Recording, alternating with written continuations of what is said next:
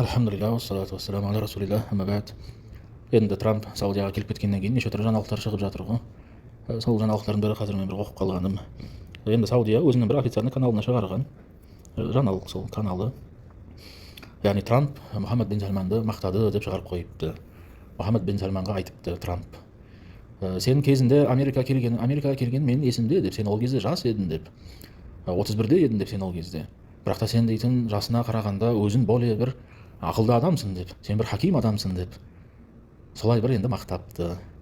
Сөйтіп енді Саудия мәз болып жатыр. Трамп жаңағы енді Мұхаммед бен Сальманды мақтағанына Саудия кәдімгідей қуанып жатыр. Комментарийлерде енді бәрі қуанып жатыр. Я, машалла, бұл дейтін біздің адам деп, біз жалпы Саудия мықтымыз деп. Білмеймін енді бұл қуанатын нәрсе ма, жылайтын нәрсе ма немесе.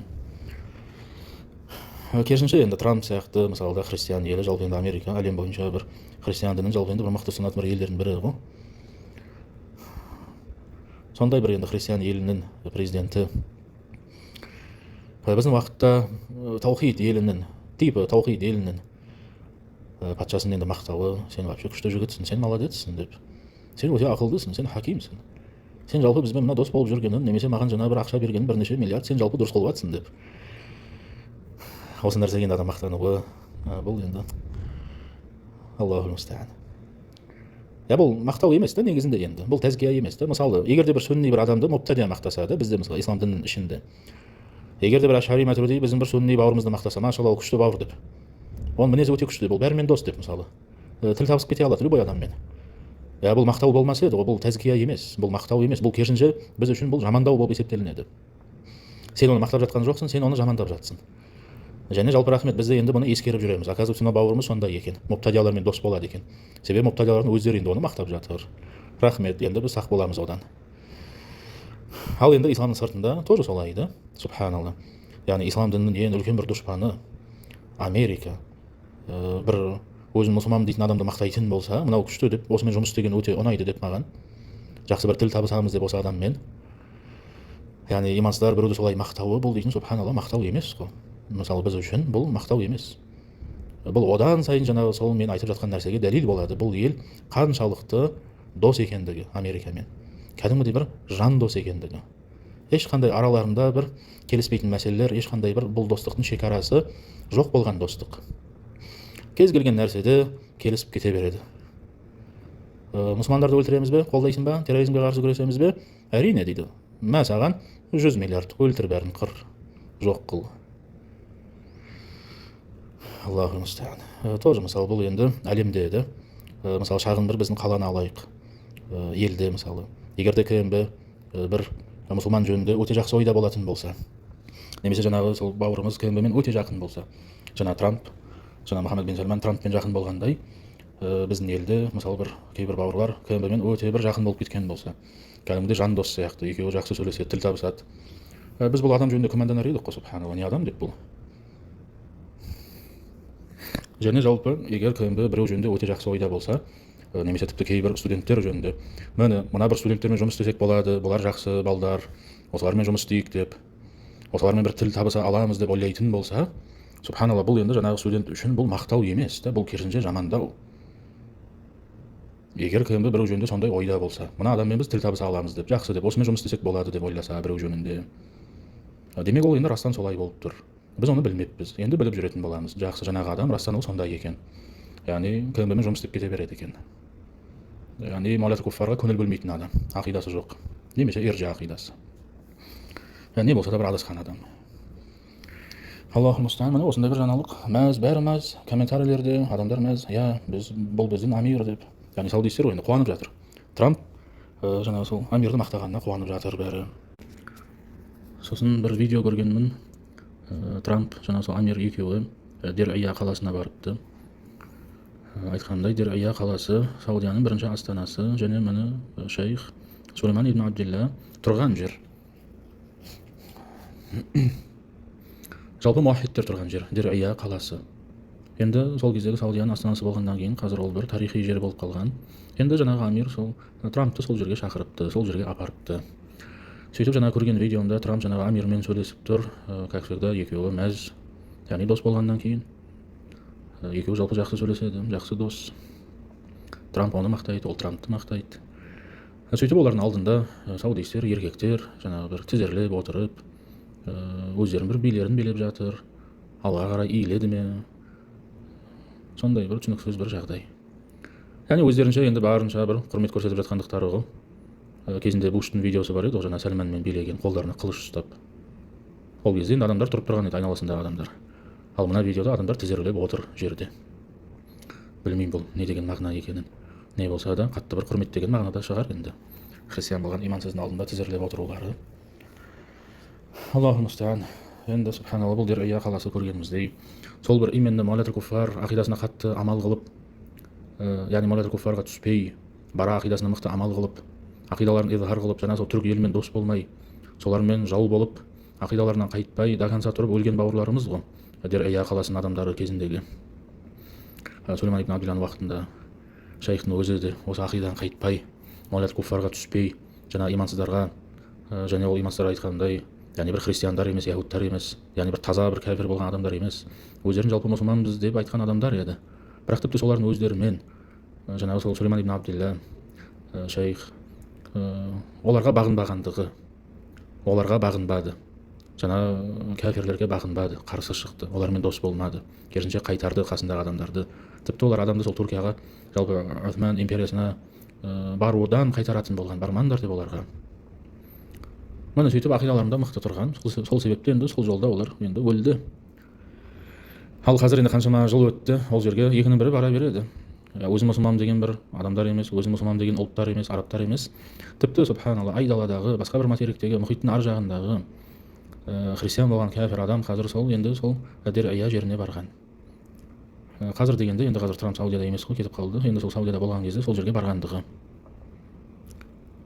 Яғни бұлардың аталары Мауладул Куффардан қашқан еді, ешкіммен дос болмай, ақидаларында мықты тұрып, изхаруддин ақидасы, күфр бит тағут ақидасы, бара ақидасына мықты амал қылып, бұлар болса енді бәрімен дос, кез келген кәфір сол жерге бара алады, сол жерді аралайды. Тіпті құр аралау емес, жаңағыдай сол бір музыка ойнап ол жерде билеп, имансыздың алдында тізерлеп отырып, сондай бір енді қорлық көрдім жаңағы видеодан. Мүмкін адасқан адамдар үшін бұл күшті әдемі видео болып көрінуі. Жаңа бұл елде енді таухид елі дейтін адамдар бұл видеоны көріп қуанса керек, машалла, біздің амиріміз не деген красавчик адам деп, Алла разы болсыншы деп осы. Күшті деп енді, күшті дос болады Америкамен. Білмеймін енді, қуанатын бір ештеңесі жоқ бұл видеоның. Бұл видеоның да, жаңағы сол хабардың да Трамп мақтағандығы оны. Анық енді қарсы шығу ғой, субханалла. Яғни нәжі ғалымдардың ақидасы қатты қайтарған, міне қанша рет қайталап айтып жатыр. Дос болуға болмайды деп, имансыздармен алыс болу керек деп мұсылман адам. Тіпті сол жолда өлді, айтқанымдай. Сол кездегі мұсылман бауырларымыз осы ақида үшін өлген еді, до конца тұрып. Ал қазір Саудия жері енді бір туризм жері болып қалған. Кез келген кәфір кіріп шыға береді. Неше түрлі бір адамдарды шақырады, әншілер, бишілер. Олар неше түрлі жаман сөздер айтады, дінге қарсы, ешкім олар тоқтатпайды. Осындай бір енді фәсәд. Алтыншы дәлел, шейх айтады рахимахулла: قوله تعالى إن الذين توفاهم الملائكة ظالمي أنفسهم قالوا فيما كنتم قالوا كنا مستضعفين في الأرض. Бұл аяттың мағынасы, жаңа періштелер кейбір адамдардың жанын алар кезде, ол адамдардың сипаттары, олар өз-өздеріне залымдық қылған адамдар. Яғни сондай бір өз-өздеріне зұлымдық қылған адамдардың жандарын періштелер алып жатқан кезде, періштелер олардан сұрайтындығы фима кунтум деп шейх айтады, фи ай фарихин кунтум деп. Яғни фима кунтумның мағынасы фи ай фарихин кунтум, сендер қай топта болдыңдар деп сұрайды. Яғни періштелер мұсылмандардан сұрайды, немесе өздері мұсылманбыз дейтін адамдардан сұрайды, олар өлер кезде. Енді сұрайды дегенім жалпы бұл аят енді пайғамбар уақытындағы адамдарға қатысты түскен ғой. Ол кезде періштелер енді сұраған. Бірақ енді бұл аят тек оларға қатысты емес қой. Біздің уақытта мұсылмандарға да қатысты, бізден кейінгі адамдарға да қатысты болады. Қиямет күніне дейін келетін адамдарға қатысты бұл аят.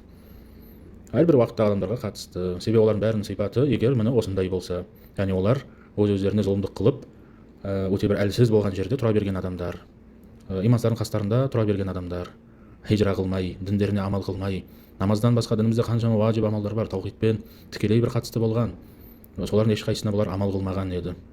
Сол құлшылықтардың бірі мысалы хижра. Олар сол хижра қылмай, олардың сол хижра қылмаулары олар өз-өздеріне қылған зұлымдық болып есептелінді.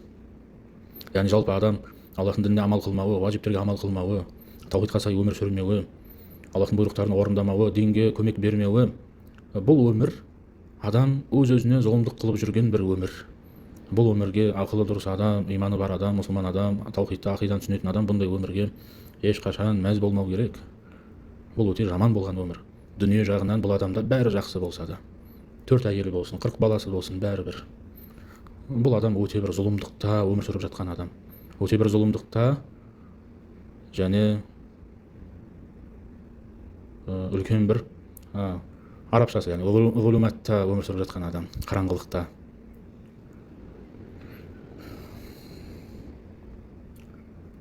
Шейх айтады, яғни фима кунтумның мағынасы фи ай фариқин кунтум, сендер қай топта болдыңдар деп сұрайды періштелер. Яғни сендер тек қана екі топ. Кәфирлердің тобы бар бұл әлемде және мұсылмандардың тобы бар. Екіге бөлінеді әлем. Кәфирлер және мұсылмандар. Періштелер жаңағы адамдардан сұрайды. Сендер кімдердің сафында болдыңдар деп, сен міне өліп жатырсың. Міне қай жерде өліп жатырсың сен? Қай жерде жан тапсырып жатырсың? Кімдердің сафында болып тұрып жан тапсырып жатырсың? Мұсылмандардың сафында болып па? Немесе сатқын болып кәфирлердің сафында болып па? Сөйтіп сұрайды періштелер. Әрине енді бұл сұрақтан білулері емес, олар енді итак біліп тұр ғой не болып жатқанын. Бұл сұрақтан мақсат кішкене енді бір адамды ұялту, немесе жаңағыдай бір тигізу, оған бір тигізіп сөйлеу. Не істеп жүрсің деген мағынада, неге сен бұл жерде өліп жатсың деген мағынада. Сөйтіп олар айтады. Шейх айтады, яғни фима кунтум мағынасы жаңағыдай сол. Сендер мұсылмандардың тобында ма, немесе мушриктердің тобында өліп жатырсыңдар ма деп. Қай жерде болдыңдар, кімдердің сафында болдыңдар? Сөйтіп олар енді жаңағы адамдар өздерінше бір үзірлерін келтіреді дейді. Біз енді бұл жерде әлсіз болдық деп. Бірақ та періштелер олардың үзірін қабылдамайды. Сөйтіп періштелер керісінше оларға айтады. Қалу әлем такун ардуллахи васиа фатухажиру фиха. Аллахтың жері кең болмады ма деп айтады періштелер. Яғни айтқанда жаңағы сұрақтан фима кунтумнен мақсат, яғни сұрақ емес. Керісінше бұл жерде періштелер ол адамға қатты бір мәміле қылып жатыр, ұрысып жатыр. Не істеп жүрсіңдер деп сендер, субханалла. Неге, яғни хижра қылмадың деп, енді сен жағдайың нашар болса, дінге амал қыла алмайтын болсаң бір жерде, енді кетпедің бе деп басқа жерге не істеп жүрсің деп сен. Алам такун ардуллахи васиа фатухажиру фиха. Аллахтың жері кең емес пе еді, неге хижра қылмадыңдар деп айтады. Фаулайка маъвахум джаханнам ва саат масира. Олардың баратын жерлері тозақ. Ол қандай бір енді жаман жер екендігі, тозақ. Яғни масир, немесе мәжмәуа деген сөз. Енді бұл аятта хилаф бар, бірақ та яғни бұл адамдар кәфір болып өлді деген пікір бар ғалымдардың арасында. Бұл адамдар кәфір болып өлді деген пікір бар. Себебі жалпы мәуахум деп айтылуы, олардың соңғы баратын жері деген мағынада жалпы бұл кәфирлерге қатысты айтылынады. Мәуахум джаханнам деп. Шейх айтады. Бірде бір ақылы бар адам күмәнданбайды дейді. Бұл жерде жалпы рисалада бір қате бар сияқты, себебі мағына жағынан кішкене бір түсініксіз жер бар. Бірақ та жалпы бұл сөйлемнің мағынасы жаңағы болуы керек. Шейх айтып жатыр. Өз уақытында адамдарды айтып жатыр. Өз уақытында адамдарға осы аят қатысты екендігін айтып жатыр. Бұл аят оларға да қатысты деп, жаңа сол мұсылман жерін тастап, мушриктердің сапына қосылып кеткендер, жаңа сол нәжд жерінен шығып, субханалла, таухид жерінен шығып, түріктердің сапына қосылып кеткен адамдар. Соларға бұл аят енді қатысты екендігі. Одан кейін айтады, жалпы бұл аяттың түсу себебі айтады, Меккеде жаңағы мұсылмандар болғандығы. Пайғамбар саллаллаху алейхи Мединаға хижра қылған кезде Меккеде кейбір мұсылмандар хижра қылмай Меккеде қалып кетеді. Сөйтіп Бәдір соғысы болғанда Мекке мушриктері жаңа Меккеде қалып кеткен. Енді олар не үшін қалып кетті? Сол дүние себепті. Әйелі, мүмкін біреудің әйелі рұқсат бермеді. Қайда барамыз деп, не істейміз деп ол жерге барып, кім бізді күтіп жатыр деп ол жерде, болашағымыз не болады деп, бізді ойламайсың ба деп. Немесе оның өзі, мысалы балдарын ойлады, мен қайда барам, не болады деп, болашағым. Не болса дейін, осы себеп қой.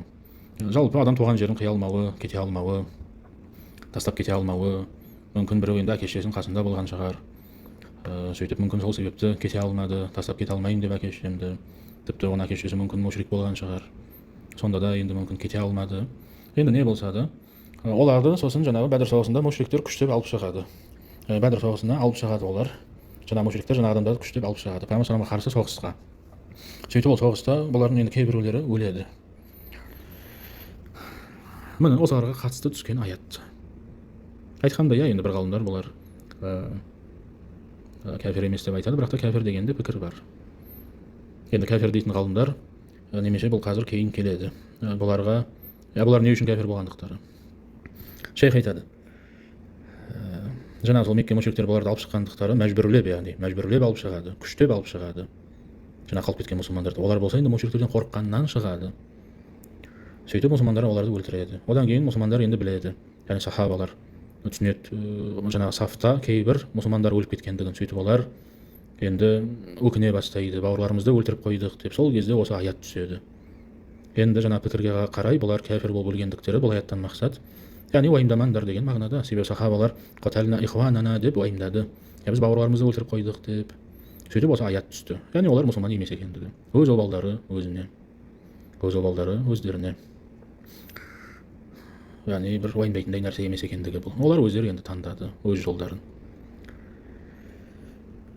Шейх айтады, енді бұл байқағанымызда енді шейх яғни бір дәлелді келтіреді, одан кейін өзінің уақытындағы адамдарға түсіреді да жаңағы сол аятты. Енді шейх мына өзінің қасындағы адамдар жөнінде айтып жатыр, жаңағы сол түрікпен дос болып жатқан, түрік жеріне қашып кетіп жатқандар. Айтады, қалайша дейді, енді жаңағыдай бір адамдар дейді ислам дінінде болған, ислам дінінде болып тұр, бірақ та кейін енді сол исламды өздері мойнынан шешіп тастаған адамдар дейді. Яғни Сулейман ибн Абдулла сол өзінің кезіндегі жаңа адамдар жөнінде айтып жатыр, түріктерге қосылып кетіп жатқан. Яғни олардың мұртат екені, олар сатқын адамдар. Ислам бар жерде өсіп, кейін исламды мойындарынан шешіп кәфирлердің сапына қосылып кеткен. Және олардың сипаттары айтады, олар дейді, енді жаңағы сол түрік адамдары мүшриктер ғой, соларға барып, оларды сол ширкпен келісетіндіктерін оларға яғни изхар қылған дейді. Сөйтіп оларға толықтай енді итаат қылған, оларға пана берген, көмек берген. Және олардың сипаттарының бірі міне осы. Таухид әхлін, таухидты ұстанатын адамдарды олар худлан қылғандықтары. Яғни қарсы шығып кетті. Қазіргі кездегідей қаншама адам жаңағы сол жихадты қолдайтын, жерде шариғатты орнатқысы келетін, осы бір таухид мәселелеріне қатты бір көңіл бөлетін, көңіл бөлгенде құр білім ретінде емес, именно жаңа амал қылуға, таухидқа сай өмір сүруге қатты көңіл бөлетін адамдарды қазіргі кезде мысалы көп адамдар худлан қылады. Яғни көмексіз, жәрдемсіз қалдырады. Бәрі оған қарсы шығып кетеді. Олар таухид әхлін худлан қылғандар. Сөйтіп олар басқа жолға ерді, олардың жолына ермей басқа жолға ерді. Дейді. Және оларды адасқан деп айыптады. Яғни дұрыс ақидан ұстанатын адамдарды олар адасқандар дейді. Олар қателесіп жатыр дейді. Сөйтіп олар жаңағы адамдарды, таухид ұстанатын адамдарды яғни тіл тигізетін болған, жамандайтын болған, айыптайды оларды мазақ қылады, оларды бір ақымақ қылып көрсетеді. Субханалла.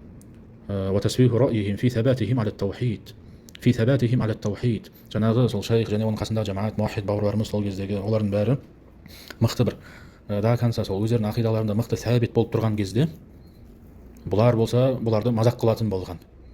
Яғни мыналар не бір ақымақтар деп, өздерінше бір қатайып алған біреулер деп, қайтпайды деп ақидаларынан. Яғни не проблема бар еді деп, мысалы түріктермен дос болсақ, сендер бір ақымақ адамсыңдар деп, қатаймайтын жерде бір қатайып алып жатырсыңдар деп мазақ қылған. Қазіргі кезде де солай. Мүмкін біреулерді түсінбеуі. Оны адам не істеп жүр деп бір өзінше болып ондай қатты бір қатаймасайшы деген бір сөздер айтылуы мүмкін.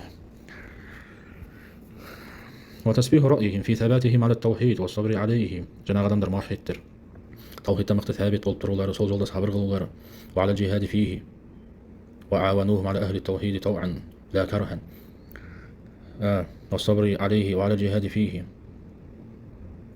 Яғни олар сол жолда жихад қылатын адамдар, соның бәрінде сабыр қылып жатқан адамдар. Таухид ақидасын мықты ұстанып, сабыр етіп, жихад қылып сол жолда. Ал жаңағылар болса, бұларға енді бір күледі, мазақ қылады. Яғни олар бір ғариб адамдар екендігі. Қазіргі кезде де мысалы бір жерде болашақта мүмкін Шам жерінде бір тағы да бір топ пайда болса, шариғат үшін соғысайық дейтін әлемдегі мұсылмандар, әрине енді бәрі емес, көбі мүмкін жаңағыдай ойлауы, осы адамдар не қалайды деп, не жетпейді деп осы адамдарға, ақымақ адамдар ма, тыныш өмірге разы болмайды екен деп осылар.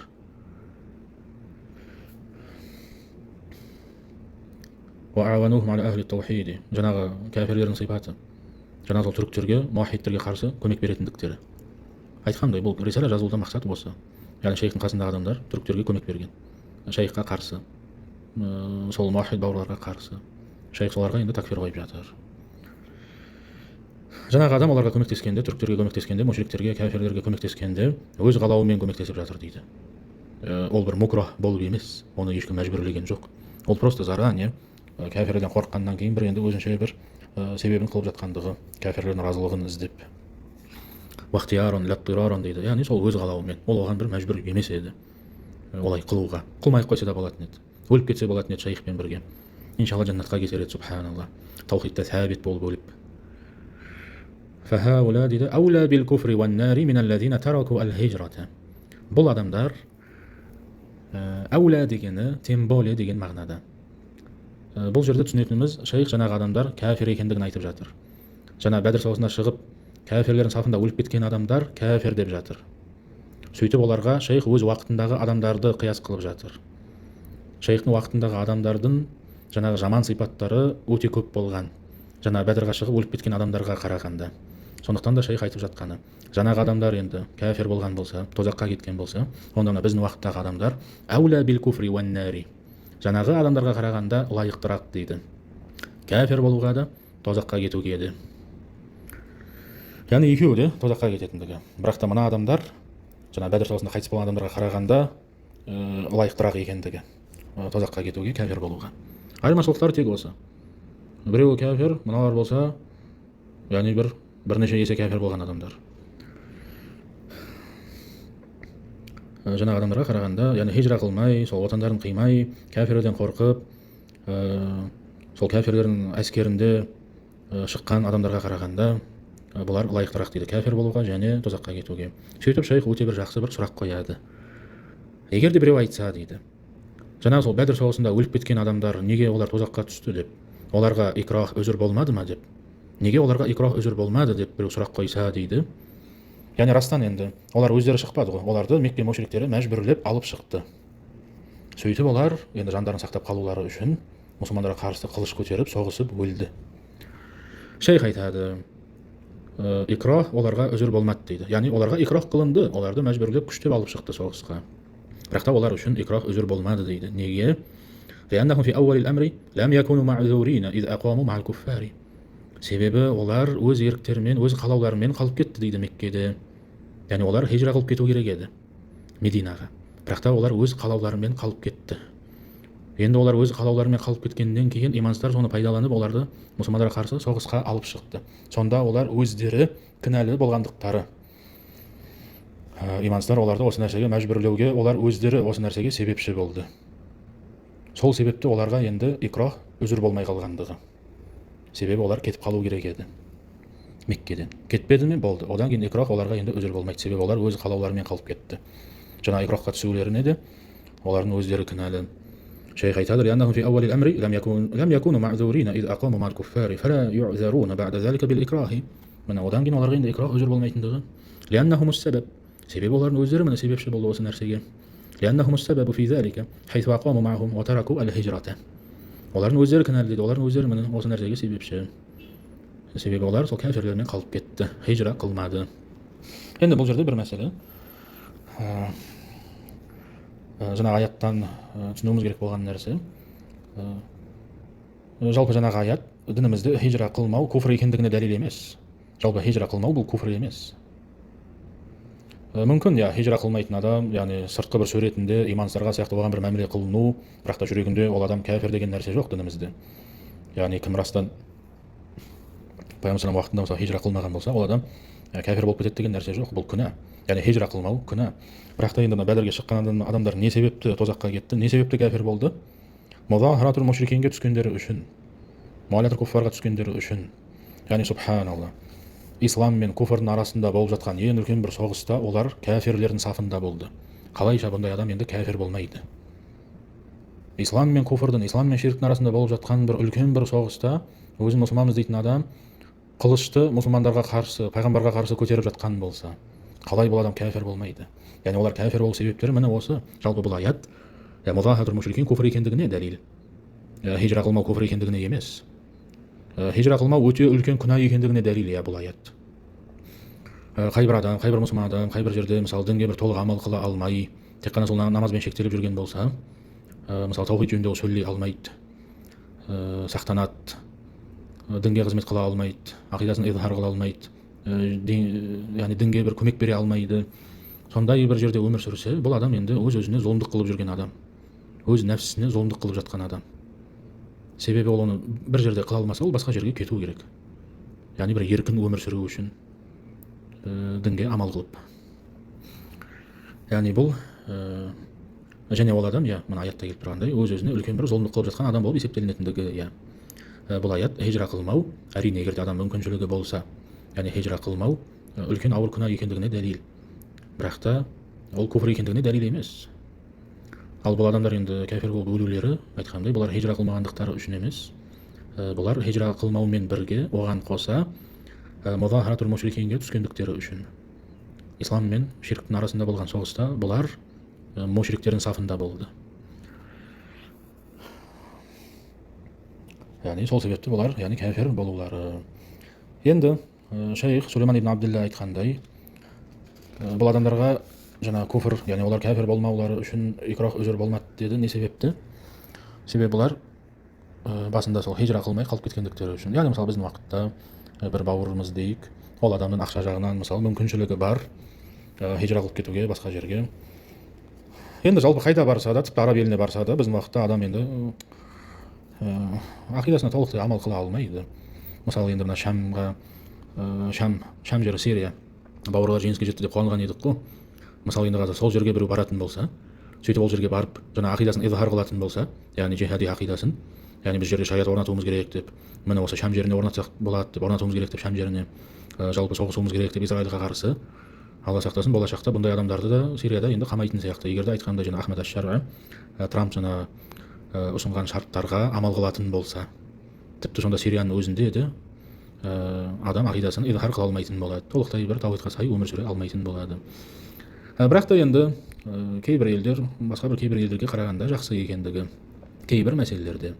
Мысалы айтайық, біздің елде егерде КНБ бір бауырымызды қатты бір мазалап жатқан болса, ол бауырымыздың жағдайы болатын болса кетіп қалуға, сөйтіп ол кетпеген болса, енді айтқандай бір растан бір енді мықты бір ел жоқ, мәз болып ол жерге хижра қылатын. Бірақ та не болса да енді бұл адам жаңа сол КНБ-ден құтылуы үшін кетіп қалса болады ғой, любой бір елге. Енді ол жерде оны ешкім мазаламайтын болады. Аз дегенде осы жағынан жақсы болады да, жаңа бір жер. Сөйтіп КНБ біреуді мысалы мазалап, құлақ бол деп, бізге жұмыс істе деп мысалы, немесе бір шарттар ұсынса, оған бір күфір болған бір келісім, сөйтіп ол бауырымыз кетіп қалуға мүмкіншілігі болып тұрып ақша жағынан, бірақ та енді ол өз туған жерін мысалы мен кете алмаймын деп, немесе әке-шешем бар еді деп, немесе семьям бар деп, әйелім қарсы деп басқа елге кетуге, сөйтіп енді семьясын ойлап, енді не болса да бәрі сол дүниеге қайтады ғой, сол дүние себепті. Немесе бизнесі болуы мүмкін, мен кетіп қалсам бизнесім тоқтап қалады деп қорқуы мүмкін. Сөйтіп ол кетпей қалса, мүмкіншілігі болып тұрып, одан кейін ол бір күфірге түссе, бұл адамға енді міне осы пікірге қарай, Сулейман ибн Абдилланың пікіріне қарай, бұл адамға үзір болмайтындығы. Яғни одан кейін ол бауырымызды жаңағыдай бір қатты бір мәжбүрлеп, растан бір азаптап, икрах қылып, күфір қылса, ол адамға уже икрах үзір болмай қалатындығы. Себебі оның мүмкіншілігі болған еді, қанша рет оған бір мүмкіншілік берілген еді кетіп қалуға. Алла сақтасын, енді осындай бір кішкене қауіпті бір мәселе, бұл мағлаты күффар мәселесі. Бауырлар енді жеңіл қарайды ғой. Икрах енді үзір деп, икрах қылынса енді жалпы шариғатта үзір ғой деп, күфір сөз айту, күфір амал қыла қою. Бірақ та енді бұл пікірге қарай кішкене осындай бір тафсил бар екендігі бұл мәселеде. Егерде адам оған бір икрах қылынуына, сөйтіп ол икрах себепті жаңа күфірге түсуіне бұл адамның өзі кінәлі болған болса, бұндай адамға икрах үзір болмайтындығы. Бірақ та енді әрине басқа да пікір бар. Мысалы Халид Ал-Ғамиди деген шейх, ол жаңағыдай бір пікірді айтады. Бұл адамдар кәфір болып өлулері, бұларға немесе жаңа икрах үзір болмауы, жалпы именно осы музахаратул мушрикин мәселесінде икрах үзір емес дейді. Жалпы бұдан алдын жаңа бір фиққи мәселе, мысалы адам біреуді өлтіргенде, оған мысалы қисас қылынады ма, немесе яғни біреуді мәжбүрлеген болса, мынаны өлтір деп, өлтірмесең мен сені өлтіремін десе, жаңа сол адамға екінші бір адамды өлтірсе болады ма? Одан кейін өлтірсе бұл адамға қисас қылынбайды ма? Дұрысы, өлтіруге болмайтындығы бұл үзір емес. Именно біреуді өлтіруде икрах үзір емес. Неге? Себебі бұл адам жаңағы адамды өлтірмесе, бұған не қылынады? Бұның өзін өлтіреді. не болса да екеуінің біреуі өлейін деп тұр. Бұндай кезде неге жаңағы адам саған қарағанда более лайықты болады өліп кетуге? Лучше сен оны өлтірмейсің де өзің өліп кетесің. Ал енді күфірге түсу мәселесі, мұсылмандарға қарсы соғыста күфірге түсу мәселесі, Халид әл-Ғамиди деген шейх айтады, бұларға жаңа үзір болмағандығы дейді, Бәдір соғысына шыққан адамдарға икрах үзір болмау себебі, енді оларды мәжбүрлеп соғысқа алып шыққанымен, бірақ та енді соғыс кезінде жаңағы сол өзі мұсылман дейтін адамды мушрик оның қолына қылыш ұстатып, одан кейін мушрик оның қолын ұстап, мына адамды өлтір, қылышты тық денесіне деп олай енді мәжбүрлемеді ғой. Яғни соғысуға оларды ешкім мәжбүрлемеді. Оларды просто соғысқа алып шықты. Бірақ енді одан кейін олар өздері өз қалауларымен соғысты ғой. Яғни қылышты қолына алып, кім жаңағы адамдармен соғысқан, қылыштасқан? Мүмкін сен біреуді өлтірдің. Кім өлтірді бұны? Мушрик өлтірді ме? Сен өзің ғой өлтіріп жатқан. Сен қорыққаннан мұсылман бауырларыңды өлтіріп жатсың. Яғни именно мына осы соғыс мәселесі, мұсылмандарға қарсы соғыста икрах үзір болмайтындығы. Сен лучше өзің өліп кет. Бұндай кезде Ибн Таймия рахимахулла айтқандай, адам осындай бір жағдайға тап болатын болса, бұл адам соғысқа шықса, қылышты лақтырып тастап, немесе сындырып тастап, просто тұру керек. Енді оны мәжбүрлеп алып шыққанмен, бірақ та әрі қарай енді оған үзір болмайтындығы, соғысуға рұқсат жоқ. Ол өзін жанын сақтап қалу үшін мұсылман бауырларын өлтіруге рұқсат жоқ. Бұл адам қылышын сындырып немесе лақтырып тастап тұру керек, сөйтіп ол өледі. Мазлум болып өледі. Зато енді түспеген болады. Маулада куффарға түспеген болады.